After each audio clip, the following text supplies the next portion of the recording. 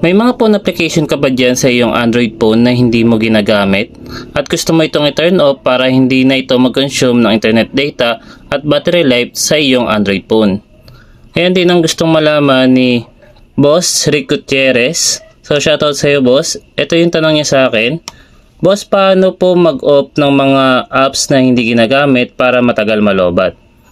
Kung ganito rin po yung mga problema nyo mga boss, ay meron po ako sa inyong ituturo na paraan para kahit paano po ay masolusyonan po ninyo yung mga ganitong problema.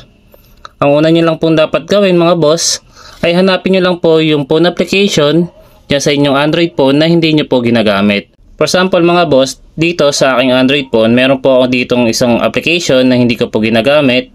Ito po yung Game Center. Hindi ko po ito mabura dahil nga ito po ay isang bloatware.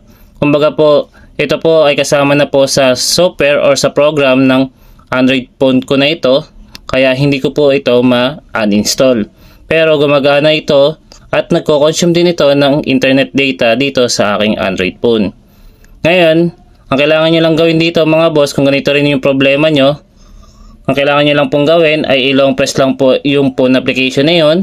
Kung ano man yun po yung gusto nyo pong i-stop para hindi na mag-consume ng internet data.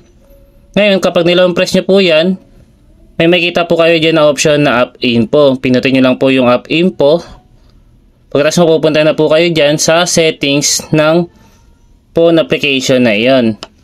Pagkatapos, kapag nandito na po kayo, ang sunod nyo naman pong gagawin dyan ay pinutin nyo naman po itong force stop. Para po hindi na po yung gumana kahit na po naka-open po yung inyong internet data connection.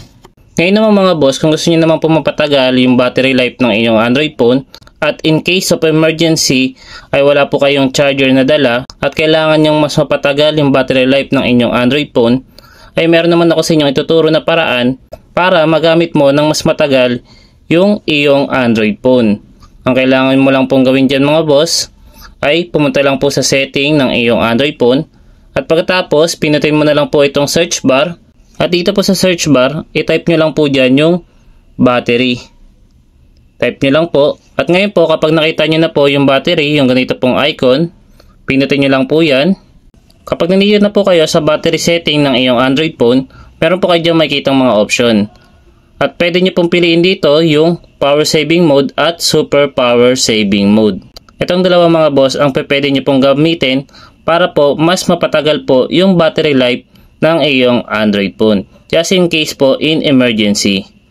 So sana po ay makatulong po sa inyo ang video na ginawa ko at kung nagustuhan nyo naman ang video na ito ay isang thumbs up lang at thank you comment ay masaya na ako. Maraming salamat mga boss.